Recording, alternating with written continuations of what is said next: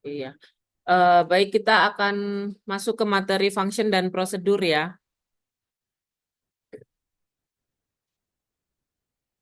Ini saya share screen. Sudah ada di e-learning juga ya. Nah, kita sebutnya subalgoritma.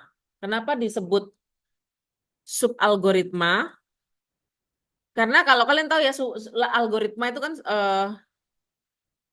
suatu urutan langkah-langkah ya, menyelesaikan satu problem spesifik. Kalau sub itu biasanya adalah untuk menjelaskan suatu bagian ya. Jadi di dalam algoritma itu ada bagian-bagian gitu. Disebut juga ini sebagai subrutin atau subprogram. Ini istilahnya ya. Secara umum kalau kita nyebut function, fungsi atau prosedur seperti itu. Jadi adalah bagian dari program yang menjalankan task atau action yang spesifik. Dan dia independen terhadap kode program lainnya. Nantinya implementasinya di bahasa C kita sebutnya fungsi dan prosedur. Di bahasa lain di Java atau object oriented kita sebutnya method atau secara umum disebutnya subprogram. Apa keuntungannya memecah dalam program eh, menjadi sub-subprogram? Ini mengurangi duplikasi ya. Lalu bisa penggunaan kembali, reusability. Kalau kalian sudah bikin dalam bentuk function, kalian tinggal panggil. Misalnya tadi konversi mata uang. Mau di run itu nggak usah ngoding lagi, tinggal panggil namanya aja, begitu ya. Lalu menyederhanakan problem ke yang lebih sederhana, keterbacaan atau readability menjadi lebih mudah terbaca karena function-function itu dipisahkan sendiri. Nanti di main, di tubuh utama program itu hanya ada eh, pemanggilan namanya aja, judulnya. Ya, jadi ini untuk mengatur program. Oke, kita lihat komponen fungsi adalah kode yang dieksekusi ketika fungsi dipanggil. Ya, jadi ada tubuh, tubuh judul dan juga tubuh ya.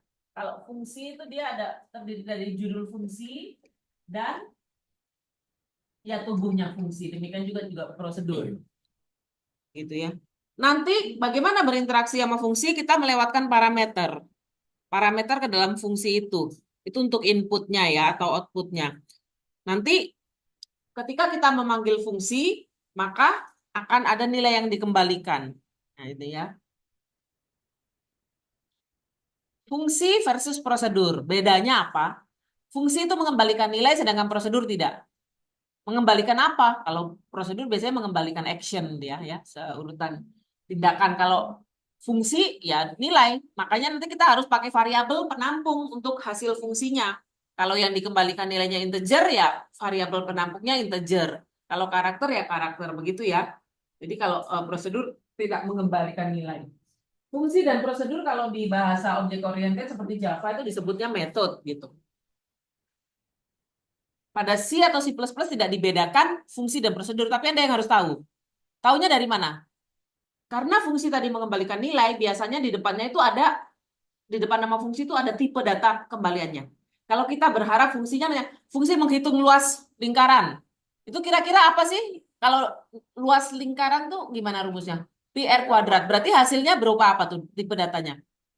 Integer, float, float kan? Makanya kita buat fungsi itu float. Float hitung luas lingkaran yang menandakan dia dikembalikannya nilainya apa gitu. Sedangkan prosedur itu tidak mengembalikan nilai, biasanya tipenya void ya. Seperti itu sih, yang itu aja yang kalian harus bisa bedakan. Nah, contoh ya ini fungsi. Berarti ini fungsinya apa tipe datanya? Nah, ya. Jadi ini bukan variabel, tapi ini adalah fungsi ditandai dengan tanda kurung. Kalau array gimana kurungnya? Kotak ya, kurung tegak itu gitu. Sedangkan fungsi adalah kurung biasa. Ini kalian harus mengenali. Dan ini adalah bukan tipe dari variabel function, tetapi adalah ketika kita panggil function satu, dia akan memberikan hasil kembalian berupa integer, gitu ya. Ini fungsi paling sederhana nih. In function satu, return 5. Ini pakai tanda kurung kurawal ya. Dua di sini kan ada tanda kurung kurawalnya. Nih. Jadi fungsi ini kalau kita panggil function satu, maka akan misalnya saya panggil variabelnya x ya. X sama dengan function satu. Maka x nilainya berapa? 5 karena yang di return 5. Itu sederhananya. Tapi di dalam tubuh fungsi, ini yang disebut tubuh fungsi ya, ada kurung kurawal ini. Di dalam tubuh fungsi kan kita bisa mendefinisikan yang lebih panjang ya operasinya. Contohnya perhitungan luas lingkaran gitu.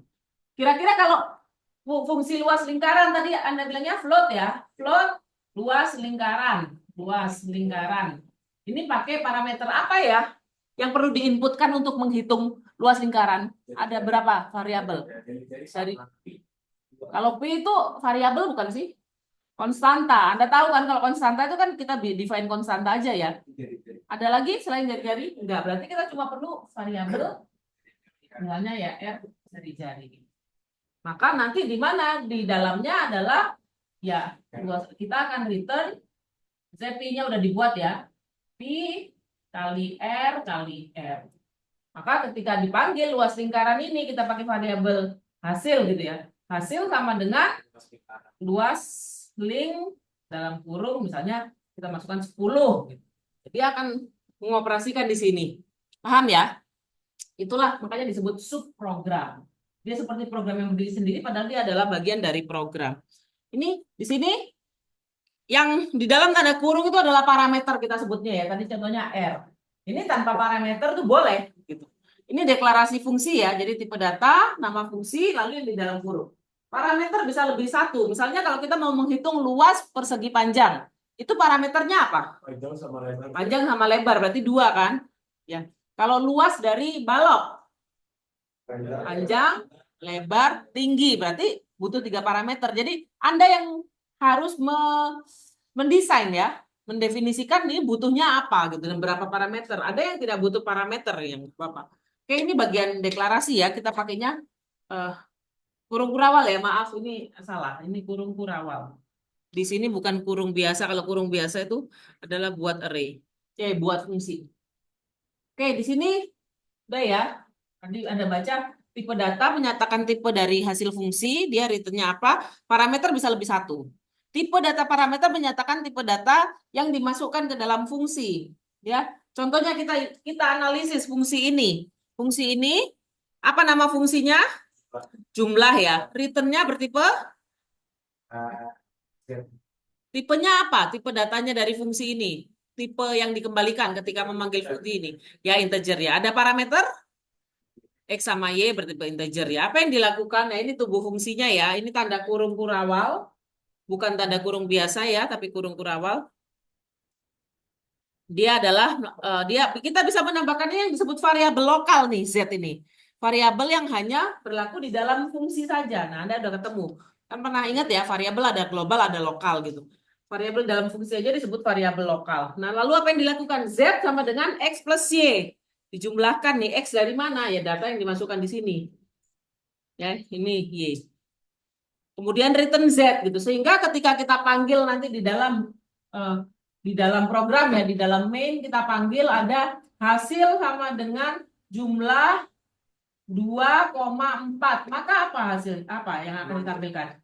Hasil sama dengan ya ini sebagai 2 nih parameter pertama kan, 2, X-nya 2, Y-nya 4, maka hasil sama dengan 6 ya, begitu. Hasil sama dengan 6. Begitu. Ada pertanyaan? Variabel dideklarasikan di dalam fungsi disebut variabel lokal. Variabel lokal itu artinya dia tidak dikenali di luar fungsi, bukan variabel global. Iya, contohnya Z itu dia hanya ada di dalam fungsi jumlah. Oke? Nah, ini ya. Lalu parameter. Parameter tadi yang ada di dalam tanda kurung ya, setelah nama fungsi. Parameter ini bukan jenis ya, tetapi beda tempat, beda penamaan. Parameter saat fungsi itu pertama kali dideklarasikan disebut parameter formal. Saat dikenalkan, seperti Anda misalnya bikin variabel, gimana sih? Bikin variabel X, berarti integer gimana caranya? Int X. Nah, itu formal. Berarti saat memperkenalkan ke komputer. Kemudian saat pakainya gimana? Apakah perlu dikasih int lagi? Enggak kan? Ya, X gitu.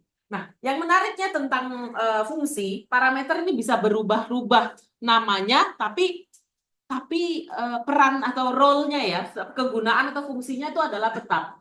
Parameter formal itu saat fungsi itu dibuat, Kita kenalkan namanya. Sedangkan parameter aktual adalah saat kita memanggil di dalam main. Contohnya di sini, perhatikan ya ini. Ini ada fungsi apa? Coba dianalisis dulu, identifikasi.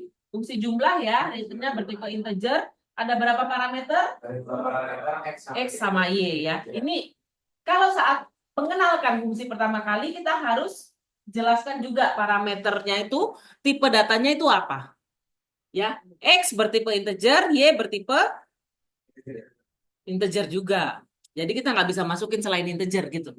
Ya, oke. Lalu ya apa ya? Di sini ada isi tubuh fungsinya. Di sini, oke. Ya. Kemudian saat dipanggil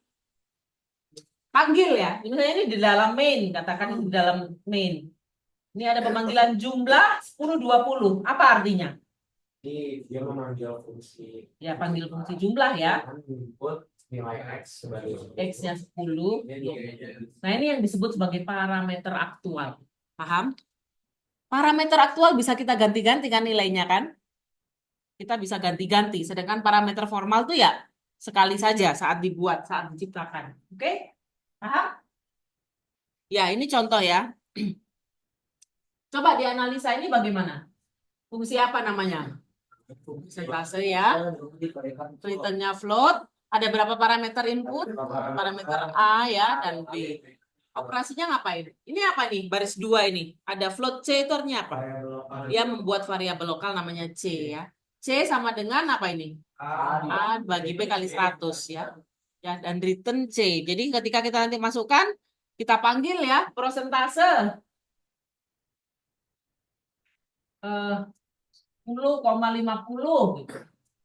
Ya, maka dia akan memproses ya dan mengembalikan. Makanya ini nggak boleh begini saja. Harus ada penampungnya. Ketika kita manggil fungsi harus ada penampungnya. Hasil sama dengan proses gitu. Kalau dipanggil langsung persentase gitu aja dia akan error. Beda sama prosedur. Ya, ini contoh fungsi.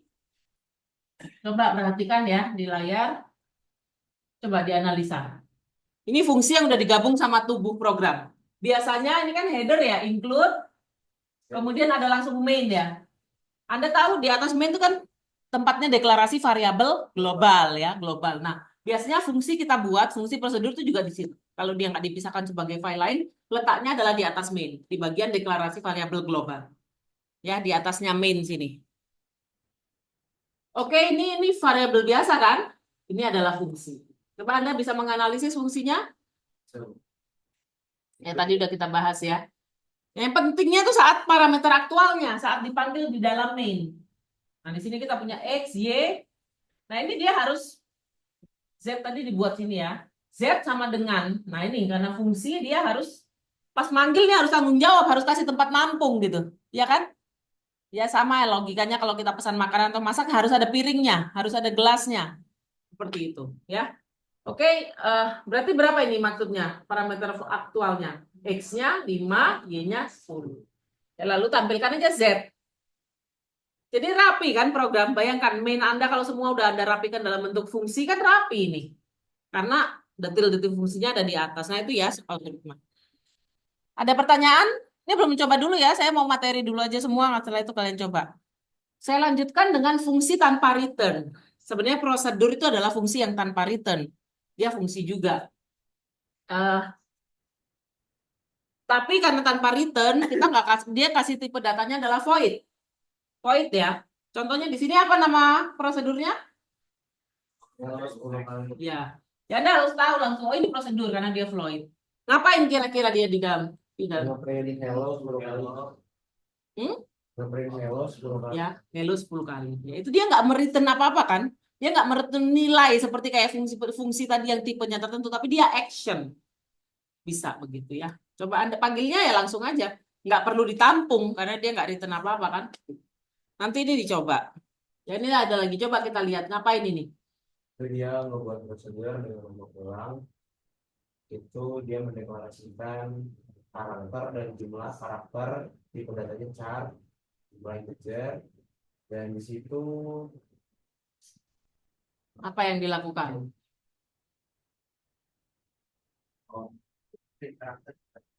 Coba kita lihat di sini ya. Di pemanggilannya di dalam mainnya ada ulang bintang 10. Apa maksudnya? Itu dia mengulangi bintang sebanyak 10 kali. Ya, kan bintang ini sebagai apa? Parameter aktual sebagai car ya, dan 10 ini sebagai jum ya. Berarti dia akan melakukan pengulangan dari 1 sampai jum ya, kurang dari sama dengan jum 10 kali. Apa yang diulang? Car, bintang ya. Bintang minus ya add. Seperti itu berapa kali. Jadi kan Anda akan mudah. Bayangkan kalau Anda harus satu-satu membuat programnya. Kan akan lama. Padahal ini bisa satu prosedur saja yang bisa di reuse. Gunakan ulang ya, berapa kali Anda mau. Nah, itu nanti kepake untuk di final project Anda kan, misalnya untuk menghias dan sebagainya.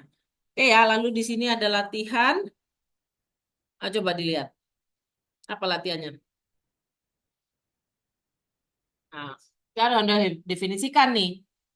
Ini fungsi pajak ya. Ketika dipanggil, apa nih yang dibutuhkan? Inputnya. Ini harga makanan ya, harga makanan. Pajaknya input atau bukan? Bukan, karena dia udah fix segitu ya, konstanta begitu. Nanti berarti kalau kita hanya tahu harga pembeliannya berapa totalnya. Nanti rumusnya pajak itu Anda harus tahu. Nomor 2, prosedur menampilkan N kali tanda bintang jika N genap, pagar jika N-nya ganjil. Wah, itu. Tadi ya, N kali tadi kan udah Anda coba, tapi kan sama, mau 10 kali, mau berapa kali, tapi ini dilihat. Kalau kita masukkan N gitu, inputnya N, 7, berarti dia akan apa? Ganjil, berarti yang tampil tanda apa? Sebanyak N kali. Tanda pagar ya, tanda pagar sebanyak 7 kali ya. Ya Anda pikir, makanya itu algoritma itu nggak buat dulu flowchartnya ya. Untuk latihan ini buat dulu flowchartnya. Oke, ini kita secara cepat aja lihat, nggak banyak ya. Tadi sudah ya, parameter formal, aktual. Oke, parameter formal aktual sendiri tuh bisa dimanipulasi. Nanti Anda bisa lihat di sini ya. Contohnya kan di sini tadi parameter formal. Kalau dia disebut sebagai parameter in, maka di sini itu bisa mengembalikan nilai juga dari sini. Ya, parameter in. Kita memasukkan nilai ya. Dengan misalnya kalau di sini kan ada x, y sama dengan x kuadrat. Berarti kan kalau kita masukkan di sini bilangan dia sebagai x kan. X kali X itu parameter in tadi yang sudah kita pelajari. Yang kedua parameter out. Parameter out selain dia berfungsi sebagai in, dia bisa juga menampilkan hasil. Berbeda dari, biasanya dia bukan untuk fungsi ya, untuk prosedur. Kita pakainya seperti ini, bintang C ini pointer ya, masih ingat ya, pointer dia alamat. Di sini ada 3 parameter, A, B, dan bintang C.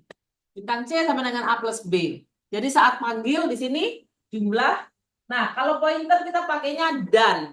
Ya, saat deklarasinya kita pakai bintang, saat menampilkan hasil yang ada di dalam alamat pointer tersebut kita pakai bintang. Ya, ini jarang digunakan. Maksudnya jarang, dia hanya ada di C sih. Bahasa lain Java, PHP itu nggak ada. Ya, jadi di sini C out hasil. Parameter kan tadinya kan kita biasanya penampungnya ya. Nah, ini bisa langsung hasil.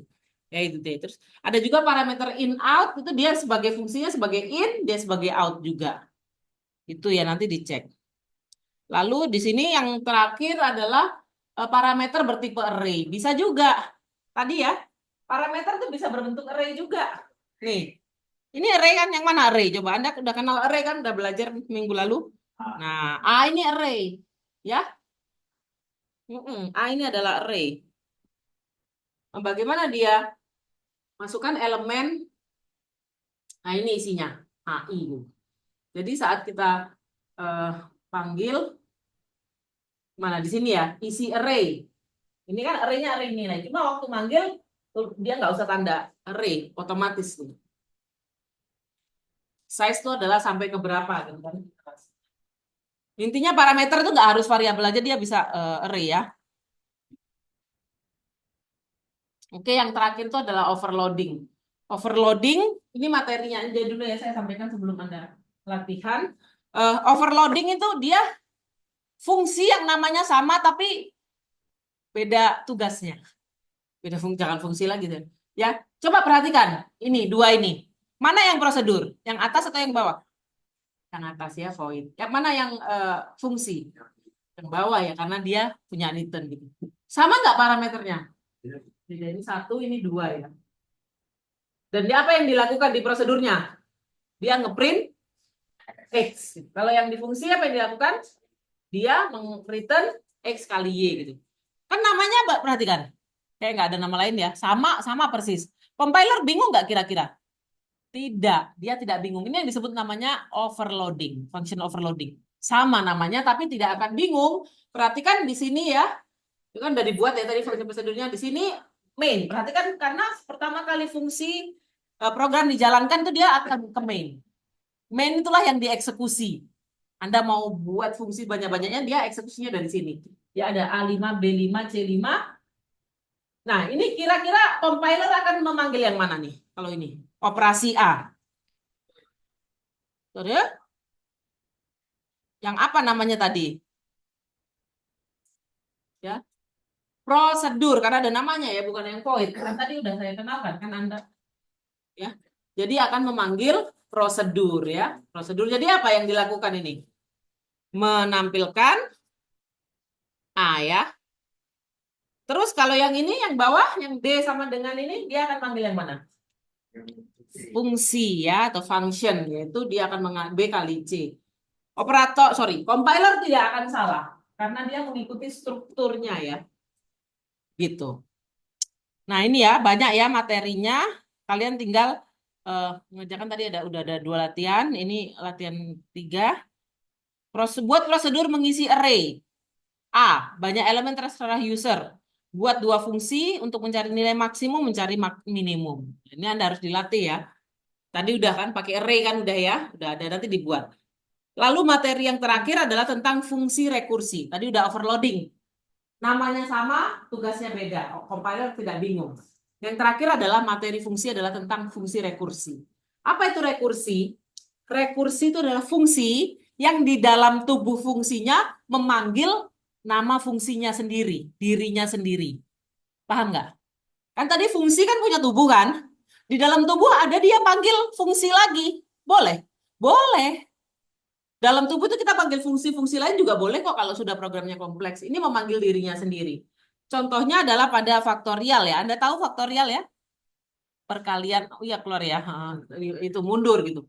Perhatikan di sini. Fungsi faktorial. Ini algoritma ya. Ini algoritma. Ini bukan program kan. Ya Anda tahu nanti kalau dalam program Anda harus bikinnya gimana. Faktorial itu integer kan. In nama fungsinya ya faktorial n gitu. Bagaimana kondisinya? If n sama dengan 0, dia return 1. Karena faktorial itu kan misalnya 5 faktorial itu adalah 5 kali 4 kali 3 kali 2 kali 1. Enggak kali 0 kan? Berhenti ketika 0. Makanya ketika 0 dia returnnya 1. Else, berarti bukan 0. Dia akan return apa? N dikali faktorial n-1. Nah, faktorial di sini tuh apa? Fungsi kan? Ini ini banget ya, maksudnya yang bisa susah sekali mendesain rekursi, tapi dia sangat bermanfaat. Karena kalau kalian bikin pakai program biasa mungkin lebih panjang. Kalau faktorial ini kan bisa dikatakan dia cuma berapa baris, 3 baris ya.